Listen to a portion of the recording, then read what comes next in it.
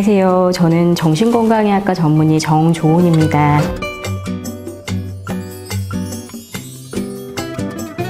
첫 번째 사연입니다.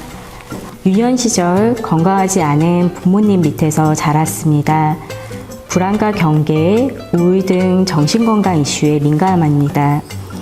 성장기에는 관계 형성에 노력하기보다는 학업이나 경력 등 과업 달성에만 주력해와서 대인관계에서 문제나 갈등 발생 시 원만한 해결이 어렵고 회피, 단절을 반복하다 보니 주변에 마음을 터놓을 만한 친구가 없습니다. 원가족 관계를 다 끊고 타지로 씹어서 결혼 생활을 이어간 지 8년 차. 새로운 환경에서 건강한 대인관계를 쌓아가고 싶은 마음도 있지만 성공 경험이 적다 보니 차라리 믿을 만한 혼자가 더 편하기도 합니다. 자녀들은 취학 후 서서히 관계를 확장해가고 성장해가는데 부모인 나는 이대로 남편과 자녀에게만 밀착되어 있다가 갱년기 이후 빈둥지 증후군을 겪을지 않을지 사회적 고립이 두렵기도 합니다. 어떤 사람이 믿을 만한 사람인지 스스로 판단을 믿고 확신을 갖기 어려운데 이렇게 관계 형성이 서툰 어른에게 희망의 메시지 및 대인관계 향상을 위한 구체적인 방법 제시 등의 조언해 주시기를 부탁드려 봅니다. 사연자님은 본인이 갖고 계신 어려움과 현재 상황에 대해서 잘 인식하고 계세요. 또 그 어려움의 원인도 어느 정도 파악하고 계신 것 같고요. 그리고 지금도 그 어려움을 이겨내고자 하는 의지로 이렇게 사연을 올려주셨잖아요. 이런 자기 성찰 능력과 변화 의지 자세가 이미 마음 회복에 중요한 자원입니다. 진료실에서 환자분들께 제가 자주 드리는 말씀이 있어요. 우리의 감정과 행동 패턴에는 물리학의 관성 법칙이 적용되는 것 같다고요.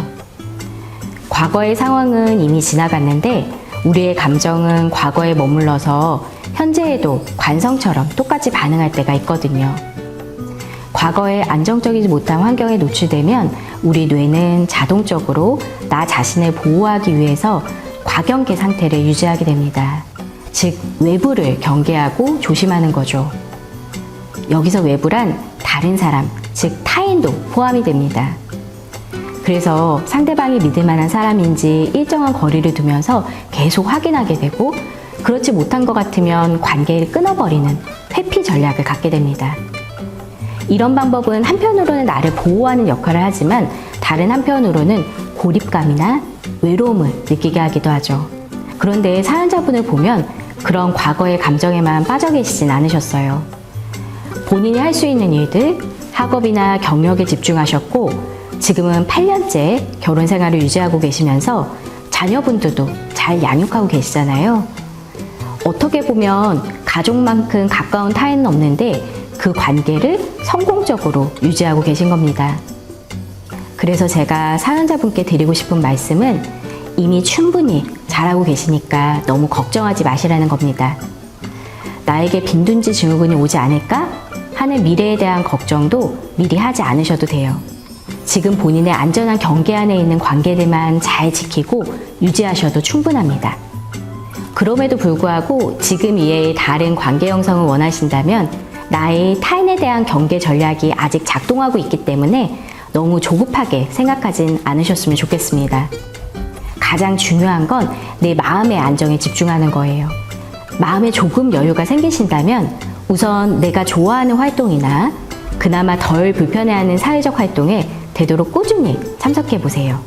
예를 들어 취미 활동 클래스, 종교 활동, 자녀 관련 학부모회 같은 거 말이에요.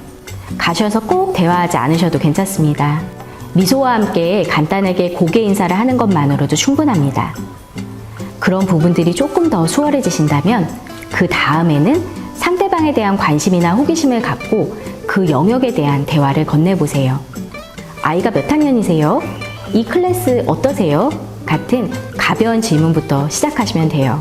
물론 이 모든 과정도 아주 천천히 시간을 갖고 한다고 생각하시면 좋겠습니다. 마지막으로 강조하고 싶은 건 관계 형성에 있어서 불안하고 경계하는 것은 어린 시절 환경에서 비롯된 관성이었고 당시에는 꼭 필요한 적응적 생존 전략이었다는 것입니다.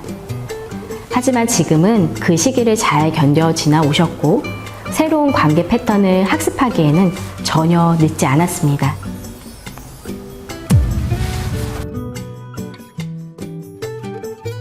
두 번째 사연입니다. 저는 대전에서 직장 생활 중인 30대 초반 남성입니다. 겉보기엔 조용하고 무던한 성격처럼 보이지만 사실 저는 사람들의 말 한마디에 며칠씩 잠을 못 이루는 성격입니다. 최근에도 회식 자리에서 팀장님이 제게 누구 씨는 너무 조용해서 무슨 생각하는지 모르겠어 라고 웃으며 말했는데 그 말이 머릿속에서 떠나질 않습니다. 내가 불편하게 했나? 이게 인사고과에 영향을 줄까? 진짜로 싫어하시는 건가? 혼자서 수십 가지 해석을 하고 자책하고 어색해질까봐 다음날엔 일부러 더 밝게 행동했습니다. 그런데 또 오늘 왜 이렇게 말이 많아졌어? 라는 동료의 장난 섞인 한마디에 그날 저녁도 제대로 잠을 못 잤습니다. 이런 일이 반복되다 보니 점점 사람들과의 대화가 두려워졌습니다. 그냥 조용히 있고 싶지만 또 조용하다는 소리를 들을까 억지로 말하고 말을 하면 또 말이 많다는 소리를 들을까봐 다시 입을 다물고 이젠 누군가 눈을 마주치는 것조차 부담스럽습니다. 제가 이상한 걸까요? 이렇게까지 남의 말에 휘둘리는 제가 너무 답답하고 괴롭습니다. 사람들 앞에서 나답게 말하고 나답게 행동하는 게 왜 이렇게 어려울까요? 네, 많은 분들이 공통적으로 말씀하시는 것이 직장 생활에서 제일 힘든 게 업무 자체가 아니라 사람과의 관계라는 것입니다. 특히 동료나 상사의 말 한마디 한마디에 어떤 의미가 있는 건 아닐까 하는 생각에 정말 많은 정신적 에너지를 소모하고 계신 분들을 자주 만나게 됩니다. 물론 상대방의 말을 그냥 흘려듣지 않고 귀담아 듣는 것은 분명히 좋은 태도입니다. 하지만 그 정도가 너무 강하면 나 자신이 힘들어집니다. 그 사람이 그렇게 말한 건 어떤 의미일까? 혹시 내가 잘못한 건 아닐까? 라는 걱정에 자꾸만 반복해서 생각하게 되고 밤잠을 설치게 됩니다. 그러다 보면 대화할 때마다 긴장하게 되고 심지어는 사람들과 함께 있는 상황 자체가 불편해지기도 하고요. 이런 분들에게서 특히 두드러지게 나타나는 것이 바로 타인 평가에 대한 과도한 두려움과 반추사고입니다. 타인의 무심한 말에도 과도하게 반응하며 그 말의 의미를 계속해서 부정적으로 해석하는 패턴을 보이죠. 정신의학적 관점에서 보면 이런 경우는 크게 두 가지 요인이 관련되어 있습니다. 첫 번째는 기질적으로나 성격적으로 불안 수준이 높은 경우입니다. 불안이 높은 분들은 사소한 일에도 걱정이 많은 편으로 늘 긴장감을 높게 유지하는 경향이 있습니다. 이런 분들은 주변 환경에 대한 높은 민감성 덕분에 잠재적 위험을 미리 감지하고 대비하는 데 정말 능숙합니다. 또한 상대방의 기분 변화도 금세 알아차리고 분위기 파악도 잘 하시죠. 분명한 장점입니다. 반면 본인이 소모하는 정신적 에너지는 상당히 클 수 있습니다. 두 번째는 상대방이 나를 어떻게 볼지에 대해 지나치게 신경을 쓰는 경우입니다. 특히 자존감이 떨어져 있는 상태에서 자주 나타나는 현상인데요. 이런 경우 일반적인 대화 내용에도 상대방의 말과 행동에 특별한 의미를 부여하게 됩니다. 그냥 인사말처럼 한 말인데도 그 말에는 어떤 의도나 나에 대한 평가가 들어가 있다고 생각하게 되는 거죠. 직장 동료와의 대화 초점이 일반적인 상호작용이 아닌 나에 대한 평가로 이어지게 되면 자신의 행동과 언어를 계속 되돌아보며 확인하게 되고 점점 더 조심스러워지는 악순환에 빠지게 됩니다. 그렇다면 어떻게 해야 할까요? 우선 상대방의 말의 뜻을 너무 무겁게 받아들이지 않으려고 노력해 보세요. 아, 그 사람 별 뜻 없이 인사말처럼 한 이야기일 거야 라고 가볍게 생각해 보는 겁니다. 마치 식사하셨어요? 라는 말이 식사 여부를 확인하는 거라기보단 일반적인 인사말인 것처럼 말이죠.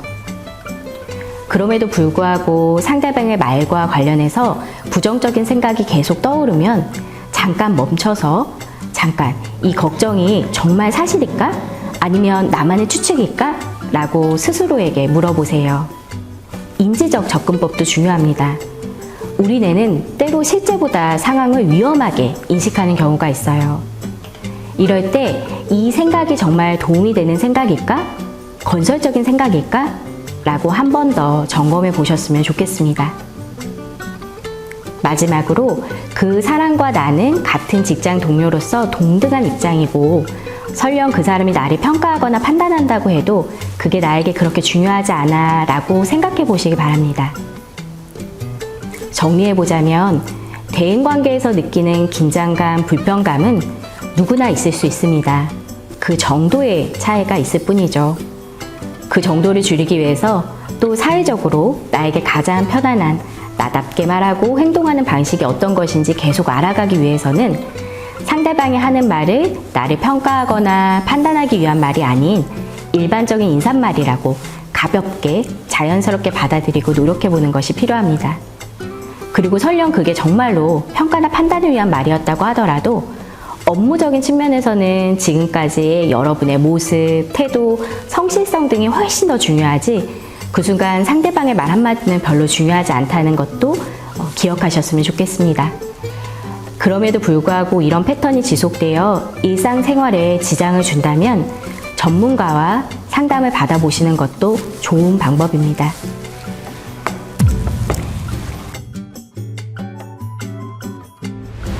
저는 욱하는 성격에다 회피적인 면도 있어서 사람들과의 관계가 참 어렵게 느껴집니다. 주변에 큰 관심을 가지고 싶지 않고 누군가 친해지고 싶다는 마음도 잘 들지 않습니다. 고집이 센 편이라 내 생각이 맞다고 느끼면 그 외의 다른 생각은 잘 받아들이지 못할 때가 많아 스스로 답답함을 느끼기도 해요.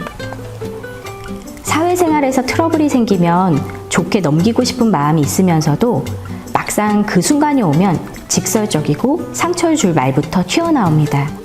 그리고 일 때문에 생긴 문제인데도 결국 그 사람 자체가 미워지기까지 해요. 좋게 말하자라고 다짐은 하지만 입으로 말하는 건 참 어렵더라고요.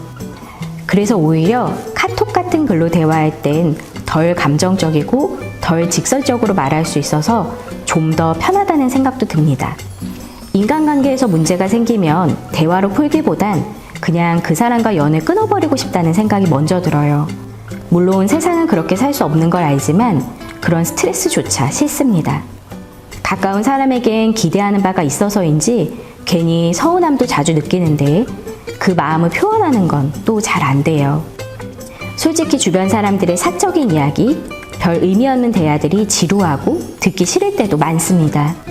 가끔은 이런 내가 너무 이기적인가 싶고 사회화가 덜 된 사람처럼 느껴지기도 해요. 고쳐야지, 둥글게 살아야지 다짐하다가도 문득 왜 내가 그렇게까지 해야 하지? 라는 생각이 들어요. 제가 너무 꼬여버린 걸까요? 사연자님은 사람들과의 관계에 있어 양가 감정을 갖고 계신 것 같습니다. 양가 감정은 한 사람이나 상황에 대해 상반된 감정을 동시에 느끼는 것을 말하는데 사람들과 원만하게 지내고 싶은 마음과 동시에 다른 사람들과의 관계에 상관없이 나에게 집중하고 싶은 마음도 있으신 것 같습니다. 이러한 양가 감정이 어떤 특정 시기에 발생한 것인지 아니면 이전부터 계속 있었던 패턴인지 구분하는 게 우선일 것 같은데요. 만약 특정 시기부터 발생한 것이라면 그 시기 동안 혹시 스트레스를 많이 받으셨거나 우울하시진 않았는지 살펴볼 필요가 있습니다. 스트레스나 우울감이 있을 때는 감정 조절을 담당하는 뇌의 전전두엽 기능이 떨어지고 감정 반응을 담당하는 편도체가 과활성되기 때문입니다. 이로 인해 다른 사람의 감정을 받아들일 심리적 여유가 줄어들고 갈등 상황에서는 더 즉각적이고 공격적으로 반응하게 됩니다. 그런 경우라기보단 이전부터 계속 있었던 패턴이라면 과거 내 감정이나 의견이 무시되었거나 수용받지 못했던 경험에 노출되었던 것은 아닌지 살펴보아야 합니다. 내 감정이 잘 받아들이지 않는 경험과 환경에 계속 노출이 되면 대처 전략으로 내 감정을 다른 사람들이 쉽게 알아차릴 수 있도록 더 강하게 표현하게 되거나 나도 다른 사람의 감정을 상관하지 않게 되거나 아예 관계를 회피하는 방식을 채택하게 되기 때문입니다. 이 패턴이 바뀌지 않을 것이라든지 사연자님의 태도나 표현 방식을 바꾸셔야 한다는 말씀은 아닙니다. 다만 그런 패턴으로 인해 스스로 괴롭다고 느끼는 때가 많으시다면 다음의 방법을 사용해 보셨으면 좋겠습니다. 첫 번째, 24시간 규칙입니다. 중요한 대화나 갈등 상황에서는 하루 정도 동안 생각하는 시간을 가진 다음에 어떻게 반응하실지 결정하는 것입니다. 만약 24시간이 너무 길다면 단 몇 초라도 괜찮습니다. 나의 반응을 잠깐이라도 지연시켜 보는 것입니다. 사연자분께서는 글로 소통할 때는 좀 더 차분하게 표현할 수 있다고 하셨으니 이런 반응 지연 방법이 도움이 될 수 있을 것 같습니다. 두 번째는 아이메시지 사용하기입니다. 누구나 상대방이 나를 지적하거나 공격하는 것처럼 느껴지면 방어적이 됩니다. 그러면서 언쟁으로 이어질 수도 있고요. 그럴 때는 아이메시지가 도움이 될 수 있습니다. 너를 주어로 사용하지 않고 나를 주어로 사용하는 것입니다. 예를 들어 너는 틀렸어가 아닌 나는 이렇게 생각해 라고 표현하는 것이죠. 물론 이 방법들을 모든 내 주변의 사람들에게 적용할 필요는 없습니다. 다만 내가 진정 소중하게 생각하는 관계에서는 조금씩 유연해져 보는 것이 도움이 될 수 있습니다. 20대는 나라는 사람을 이해하고 나에게 맞는 관계 맺기 방식을 연습하는 시기입니다. 소중한 관계에서는 또 어느 정도의 에너지나 시간 투자가 필요한 것도 사실이고요. 그리고 사람은 다양한 모습들이 공존하는 존재라는 점도 기억해 주셨으면 해요. 한순간의 모습이나 한 가지의 측면만으로 그 사람 전체를 판단하기에는 무리가 있습니다. 이는 다른 사람뿐만 아니라 나 자신에게도 마찬가지입니다. 때로는 관계에서 직설적이고 까칠하게 굴 때도 있지만 그것이 나의 전부는 아닙니다. 다양한 나의 모습, 그리고 그 내 감정을 있는 그대로 인정해 주셨으면 좋겠습니다.